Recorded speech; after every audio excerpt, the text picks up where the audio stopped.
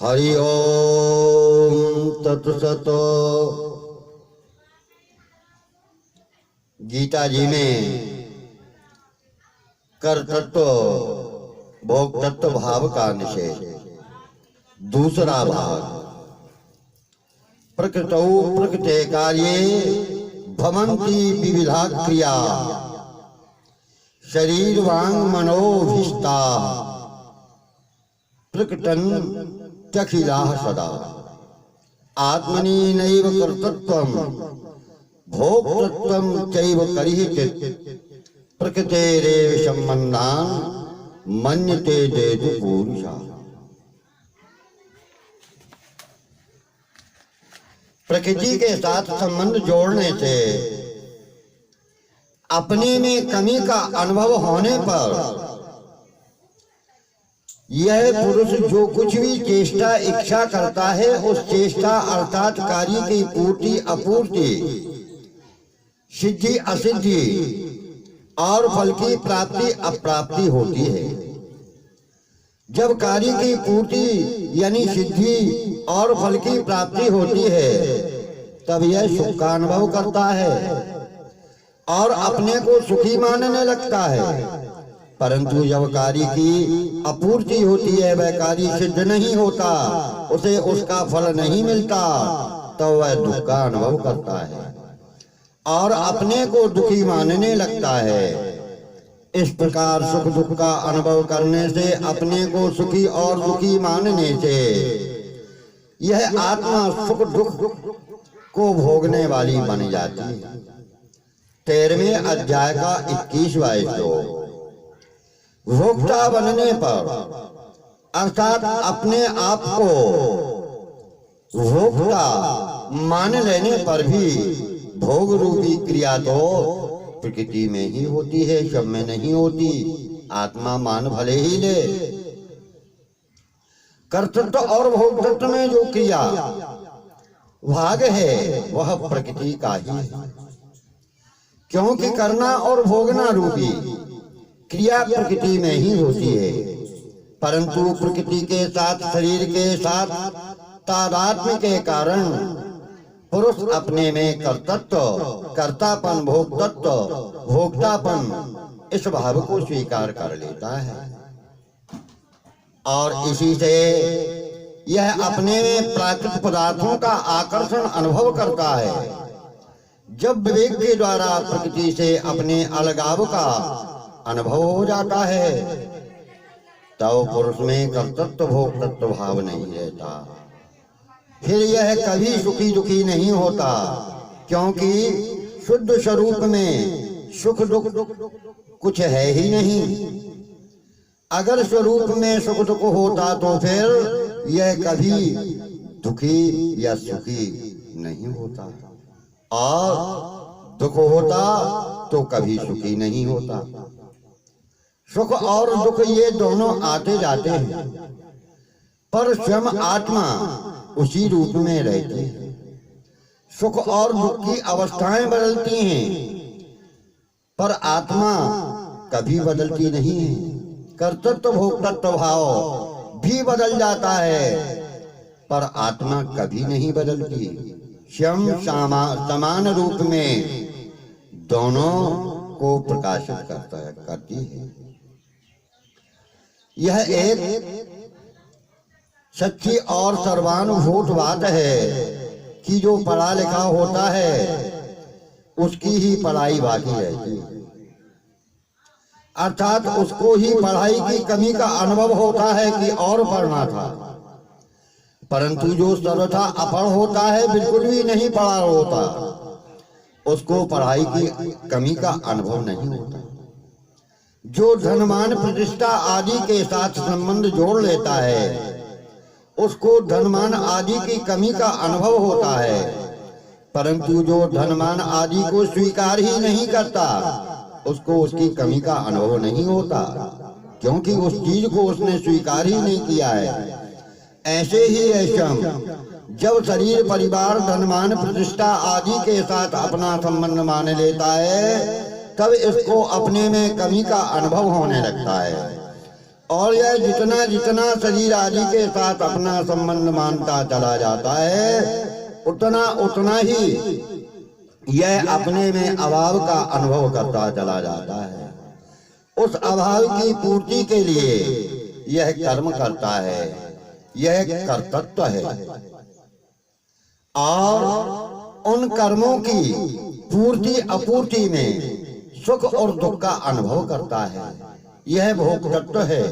इसका तात्पर्य यह है कि कर्तृत्व और भोक्तृत्व ना स्वयं चेतन यानी आत्मा में है और ना जड़ प्रकृति में है।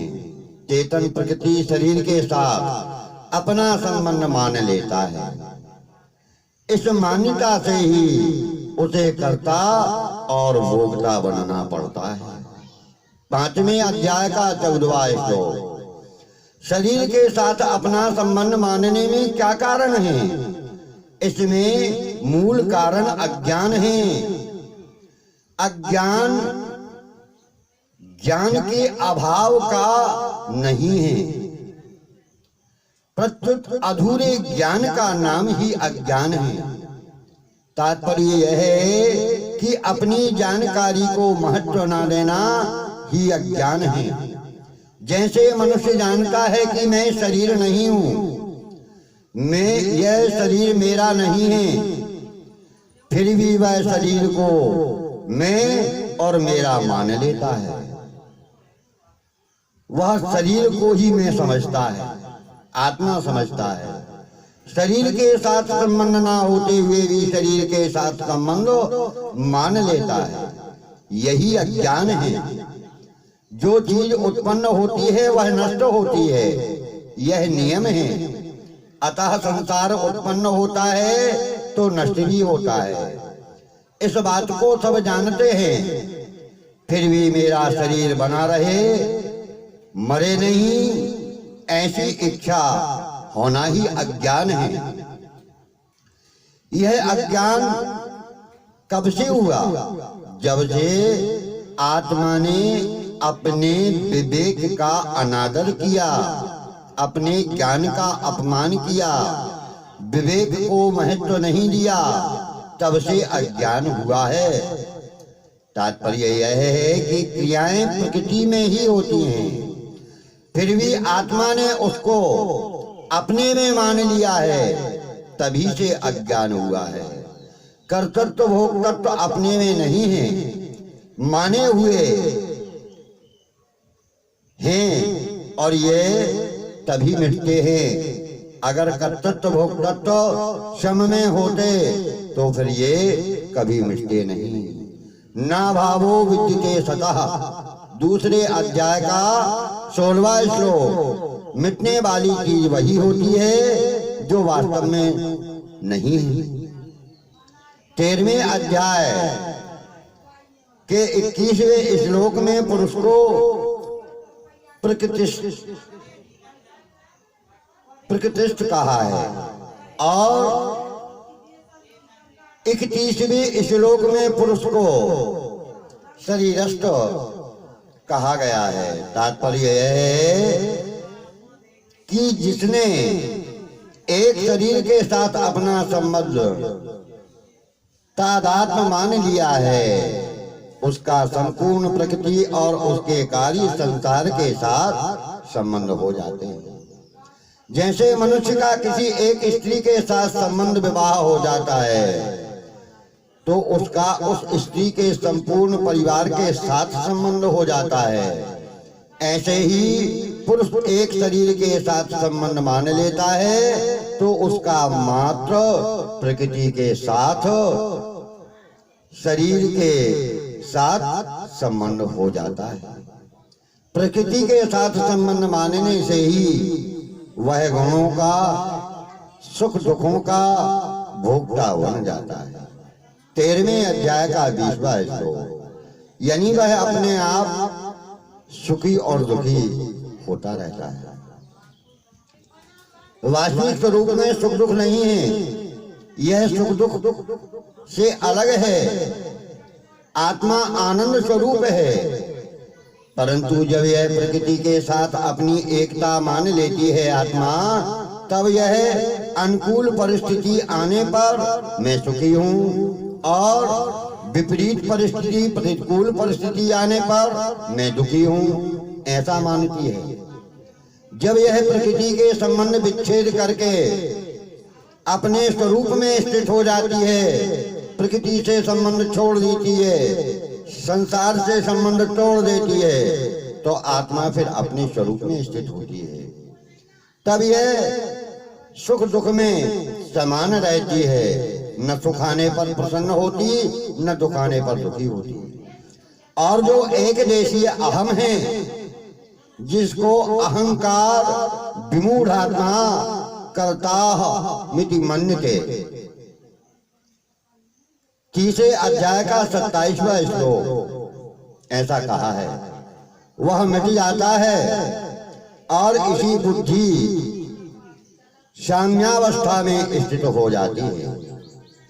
मन निर्विकल्प कल्पना रहित हो जाता है, इंद्रियां निर्विषय हो जाती हैं, विषयों की ओर नहीं भागती, अर्थात उनमें राग द्वेष नहीं रहते, तथा स्थूल शरीर में मेरापन मिट जाता है।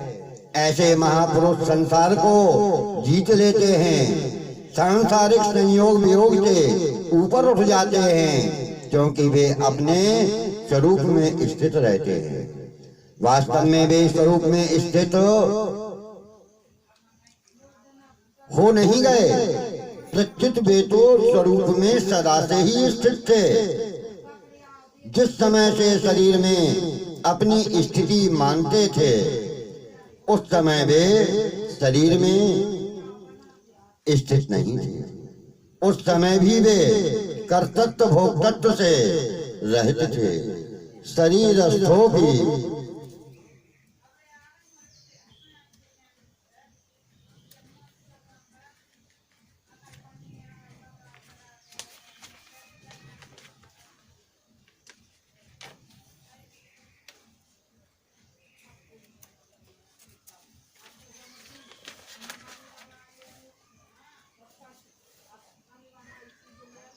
शरीरस्थोपि कौन्तेय न करोति न लिप्यते।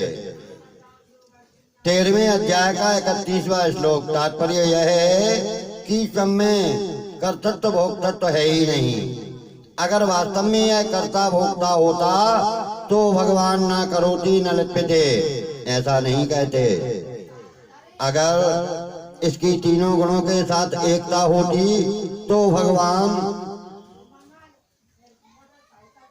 त्रिसगुण्यो दूसरे अध्याय का 45वां श्लोक कहकर तीनों गुणों से रहित होने की आज्ञा क्यों देते। निषेध उसी बात का होता है, मना उसी बात की होती है जो वास्तव में नहीं होता। ज्ञान योगी साधक प्रकृति जन्य गुण ही गुणों में वर्तते हैं, ऐसा जानकर अपने को उन क्रियाओं का कर्ता नहीं मानता। 5वें अध्याय का 8वां श्लोक, 13वें अध्याय का 29वां श्लोक। अतः उसके कर्तृत्व भोक्तृत्व मिट जाते हैं, नष्ट हो जाते हैं। कर्मयोगी साधक प्रकृति जन्य गुण ही गुणों में वर्तते हैं। कर्मयोगी साधक केवल यज्ञ परंपरा अर्थात कर्तव्य परंपरा सुरक्षित रखने के लिए कर्म करता है। केवल दूसरों के हित के लिए ही कर्तव्य कर्म करने से उसका कर्तव्य कर्म के साथ ही दूसरों की सेवा में प्रवाहित हो जाता है। वह केवल सेवा रह जाती है, सेवक नहीं रहता, अर्थात उसमें कर्तव्य नहीं रहता। ऐसा ही कर्मयोगी फलेच्छा कामना आसक्ति से रहित होकर तत्परता पूर्वक अपने कर्तव्य का पालन करता है। दूसरे अध्याय का 51वां श्लोक। फलेच्छा न रहने से अपने भोक्तृत्व भी नहीं रहते। तात्पर्य यह है कि दूसरों के हित के लिए कर्म करने से कर्तृत्व और फलेच्छा न रहने से भोक्तृत्व मिट जाता है। चौथे अध्याय का 20वां श्लोक। भक्ति योगी साधक शरीर इंद्रियां मन बुद्धि सहित अपने आप को भगवान के अर्पित कर देता है। 18वें अध्याय का 66वां श्लोक, उसके द्वारा जो कुछ होता है वह सब भगवान का किया कराया होता है, अर्थात उसमें कर्तापन रहता ही नहीं है कि मैं कर रहा हूं। यह वस्तु व्यक्ति आदि मात्र संसार का भोक्ता भगवान को ही मानते हैं। 5वें अध्याय का 29वां श्लोक, अतः उसमें भोक्तृत्व भी नहीं रहता, वह भोक्ता भी नहीं रहता। हरि ओम तत्सत।